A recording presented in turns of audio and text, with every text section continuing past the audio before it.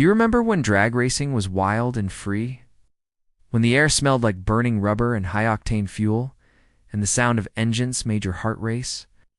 Those were the golden years of the sport.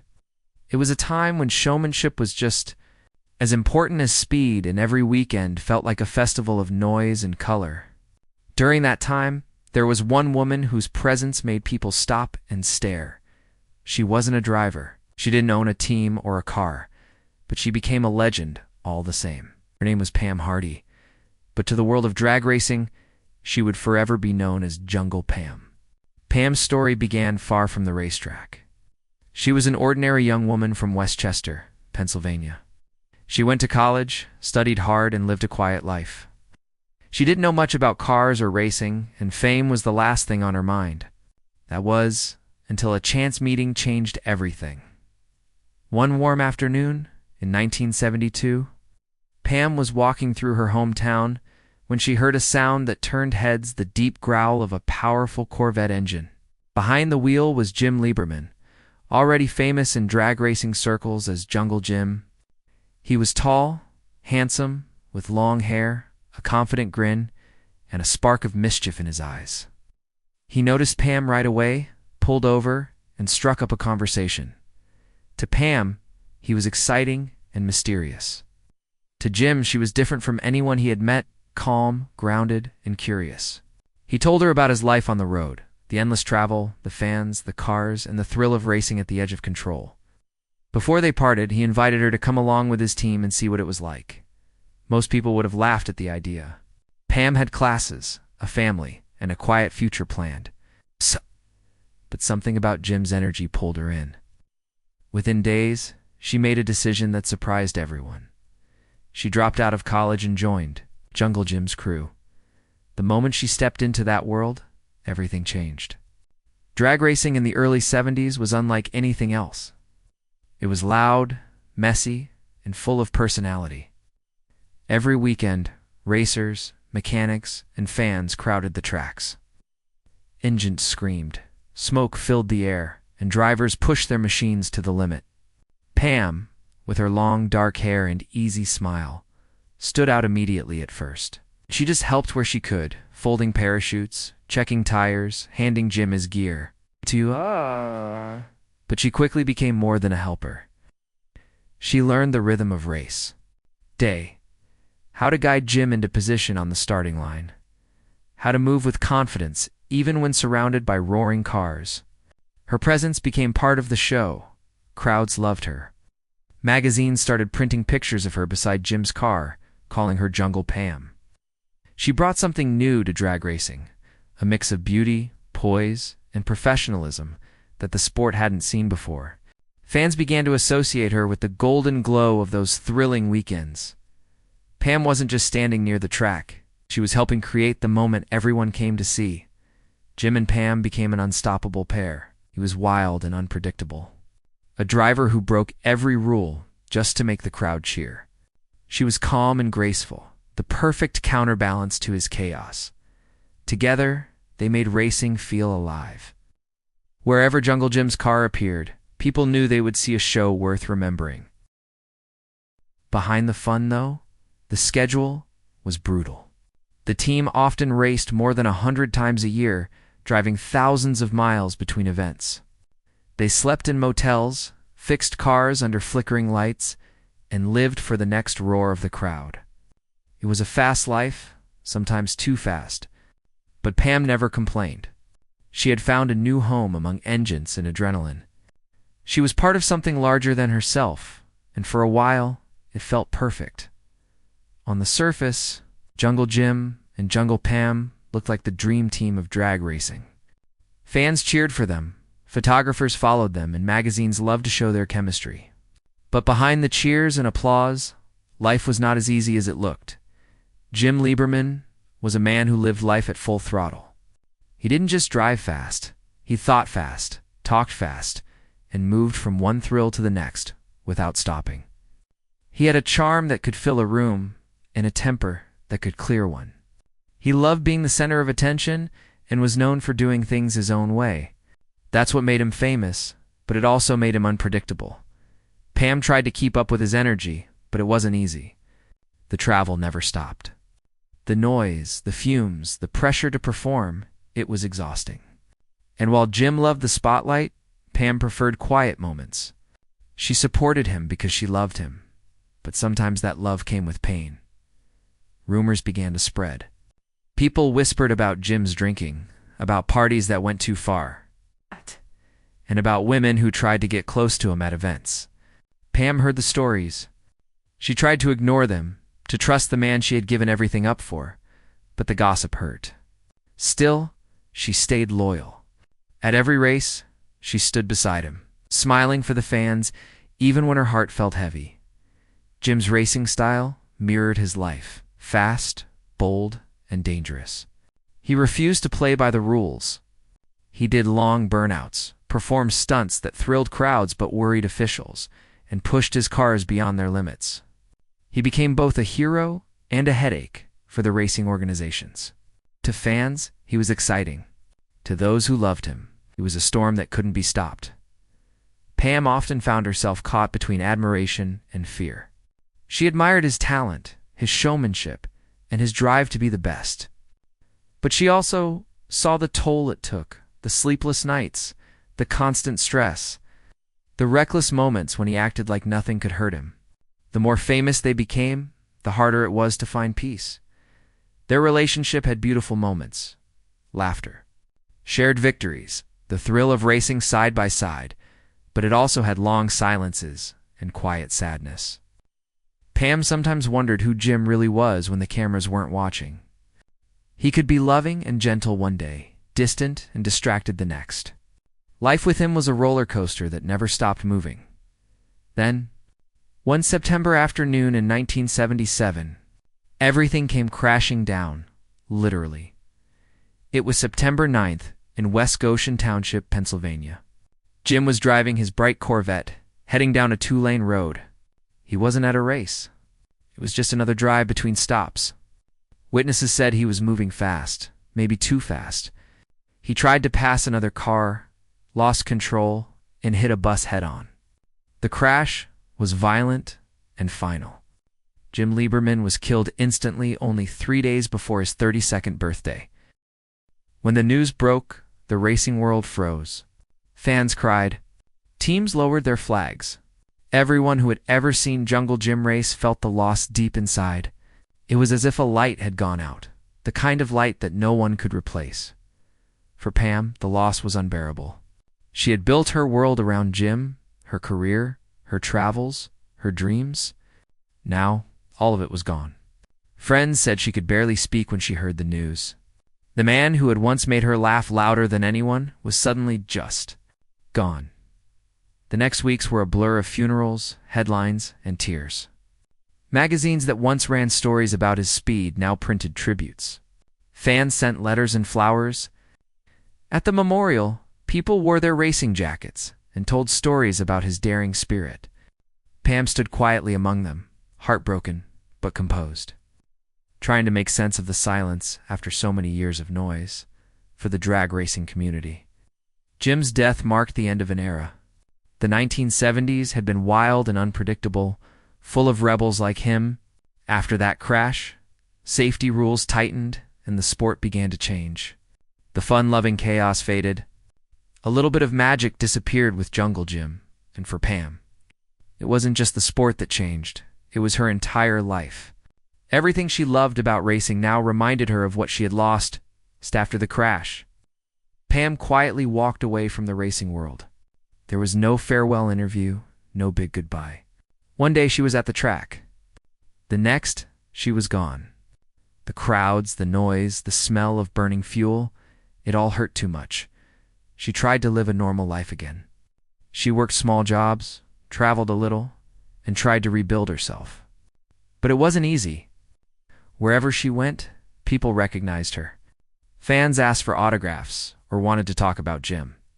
No matter how much time passed, she couldn't escape her past. The fame that had once been exciting now felt like a shadow following her everywhere. She never wanted to be famous in the first place. She just wanted to help a man she loved chase his dream. Now that man was gone, but the fame stayed. It reminded her of everything she had lost. Over the years, people spread stories about her. Some said she was struggling. Others said she was living quietly somewhere up north. The truth was simple. She wanted peace. She wanted to be remembered kindly, not constantly pulled back into the pain of old memories. Pam did a few interviews over the decades, but only when she felt they would honor Jim's memory. She spoke softly, with honesty and humility. She said what they had was special, something that could never be repeated. It just worked, she said once. We were a one-off deal. Those who heard her could feel both pride and sadness in her voice. For a while, Pam found comfort with Fred Frey, another racer who had known both her and Jim. Their connection came from shared experiences and mutual understanding. They even married, hoping to build a quiet, steady life together. But living in the shadow of Jungle Jim was never easy. Fans still asked questions, reporters still called, and comparisons never stopped. The pressure slowly wore them down, and eventually they separated. Later, Pam met Bill Hodgson, a man outside the racing world. With him, life finally slowed down. There were no long drives between tracks, no crowds, no cameras, only calm days and peaceful nights. For the first time in years, she didn't have to be Jungle Pam. She could just be Pam Hardy. She and Bill built a life filled with quiet routines and simple joys. Far away from the roar of engines today, Pam is 71 years old. She lives a private life, often surrounded by friends and fans who still admire her from afar. She never had children, but she's described as content and at peace. Every so often, she appears at car shows or racing reunions, smiling politely for photos. When she does, the crowd greets her with warmth and respect. To them, she's living history, a living link to the wild days of the 70s. In 2016, she even returned to the drag strip for a brief moment. At the NHRA Finals in Pomona, California, she helped guide champion driver Jack Beckman's car into position after a burnout, just like she used to with Jungle Jim. Afterward, she said, "It was surreal. It's the same, but it's different. It's not as laid back as it used to be." That short moment reminded everyone why she became an icon in the first place. Pam doesn't use social media, and she rarely gives interviews. Most of what fans know about her today comes from old photographs, magazine clippings, and documentaries about drag racing's golden age. But even without an online presence, her legend lives on. People still talk about her confidence, her charm, and the calm way she handled the chaos of race day. She showed that you didn't have to drive the car to make an impact. She proved that passion, loyalty, and grace could leave a mark just as deep as speed and trophies. And she reminded everyone that behind every legend, there's a human story full of love, loss, and resilience. When people look back on drag racing's wild 1970s, they always remember two names together, Jungle Jim and Jungle Pam. They were more than a team. They were symbols of a time when racing was raw and real. When risk and reward lived side by side, even after all these years, their story still touches hearts. Pam once said she doesn't like to think of her life as tragic. Even though she's known great sorrow, she chooses to remember the joy, the laughter, and the love that defined those years. And maybe that's what makes her story so powerful. It isn't just about loss. It's about surviving it, learning from it, finding peace after the noise fades away. So where is Jungle Pam now? She's still here, quieter, wiser, and still carrying the spirit of that fearless young woman who once stood beside a roaring, funny car with a smile that could light up the track. Her life reminds us that even legends grow older, but true stories never fade, and maybe that's the lesson her journey leaves behind. Life moves fast. Love burns bright, and memories, the real ones, stay forever. Jungle Pam's story is one of courage, passion, and heartbreak. She was part of an age that will never return, but thanks to her, we can still feel a little of that fire every time an engine roars to life. If you remember Jungle Jim and Jungle Pam, share your memories in the comments below. And if you love stories of legends who lived fast and loved hard, don't forget to like this video and subscribe for more, because some stories deserve to be told again and remembered always. There was a time when racing wasn't about million-dollar sponsors or glossy TV ads. It was about noise, danger, and heart. It was about ordinary people doing extraordinary things with machines that seemed too wild to control. That was the 1970s, the golden age of drag racing in America every weekend. Thousands of fans packed into racetracks across the country. They didn't come for quiet or comfort. They came for chaos. They came to smell burning rubber, to feel the ground shake under their feet, and to see drivers risk everything for a few seconds of glory. It wasn't just a sport. It was a show, part circus, part rock concert, part high-speed madness funny cars. Those short supercharged dragsters with fiberglass bodies ruled the scene.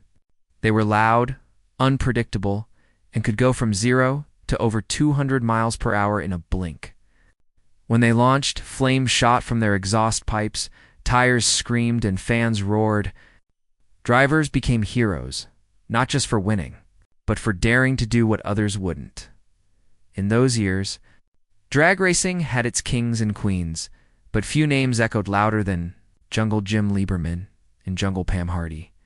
They weren't just racers or performers. They were symbols of a time when the line between danger and entertainment was paper thin. Jungle. Jim was already a legend before Pam entered his life. He was a natural-born showman, a man who knew how to turn a simple race into an unforgettable event. He'd smoke his tires halfway down the track, wave to the crowd before a run, and sometimes drive backward just to make people laugh. He loved the spotlight and the thrill of pushing limits. But when Pam arrived, everything changed. Together, they created something more than racing. They built a show, a story, a connection that people still talk about today. It wasn't just about cars anymore. It was about chemistry, passion, and charisma. Pam wasn't a professional racer or a mechanic when she met Jim. She was just a young woman walking through town one afternoon. Not knowing that her life was about to take a wild turn, that meeting with Jungle Jim, that split second when she heard his Corvette's engine and saw that grin, was the beginning of something no one could have predicted. In the early 1970s, women in motorsports were rare. If they were there, they were usually in the background, timing races, organizing events, or standing in the crowd. But Pam didn't stay in the background. From the moment she joined Jim's crew, she brought something new to the track. At first, she was shy and unsure. She had never been around race cars before. But Jim trusted her, taught her, and gave her a place beside him. She learned fast how to check oil, pack parachutes, and move around the car safely. Every time Jim lined up for a run, Pam was right there beside him, signaling, checking, making sure everything was perfect. To the audience, it was electric. They'd never seen a woman so confident, so comfortable among roaring engines and clouds of smoke. She didn't dress for attention, she dressed for the job, but her natural charm and presence made her unforgettable. The cameras loved her, and soon, so did the fans. In magazines and posters, she became Jungle Pam, the smiling, fearless face of drag racing's most famous team. Together, Pam and Jim changed what it meant to be part of a racing show. They didn't just compete, they entertained. Their act had rhythm and style. Jim would rev the engine, smoke would fill the air, and Pam would guide him into position with graceful precision. When the lights turned green, fans would hold their breath, and in just a few seconds, the track would explode with sound and motion. After the race, Pam would wave to the crowd, smiling through the smoke, and Jim would flash his trademark grin. People didn't just remember who won, they remembered them. They were drag racing's rock stars. But fame always comes with a price.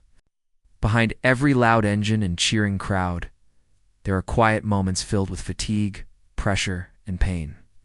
For Jim and Pam, those moments grew heavier over time. They were constantly on the road, driving from one state to another, racing nearly every weekend of the year. Their car broke down often. Money came in waves, sometimes plenty, sometimes almost nothing. There was no rest, no normal life, just speed and miles and noise. Jim loved it that way. He was addicted to movement, to excitement. He didn't want to slow down, not even for a day. Pam, though, began to feel the weight of it all. The endless travel, the lack of stability, the danger that hung in the air. It was thrilling and terrifying at the same time. Still, she stayed. She stayed because she loved Jim and because she believed in what they had built together. They weren't just a couple. They were partners in a dream that few people could understand.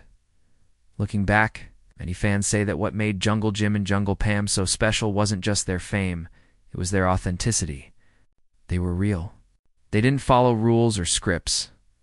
They laughed, argued, worked, and performed with all their hearts. They didn't care about being perfect. They cared about being unforgettable. Even today, people who were there in the 1970s still talk about seeing them live.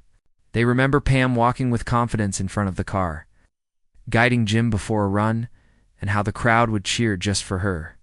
They remember Jim's burnouts that covered the track in smoke. They remember how it felt, the sound, the smell, the adrenaline. It wasn't just a race. It was an experience. That's why their story still means something. It's not just a tale of speed and fame. It's about what happens when two people chase a dream so hard that it consumes everything else. It's about how love and danger can exist side by side, and how sometimes the brightest flames burn out the fastest. Jungle Pam Hardy may not have been behind the wheel, but she became a pioneer in her own right. She showed that women could stand proudly in spaces once reserved for men, not as decoration, as part of the team, as equals in courage and spirit. She didn't plan to make history, but she did. And that's what makes her story so unforgettable. Before we dive deeper into her journey from her first meeting with Jungle Jim to the heartbreak that changed her life forever, it's worth remembering the world she lived in. A world of roaring engines, flashing lights, and fleeting fame. A world where every race could be your last. And every victory felt like flying, because once you understand that world, the madness, the music, and the magic of it all, you can truly understand the legend of Jungle Pam.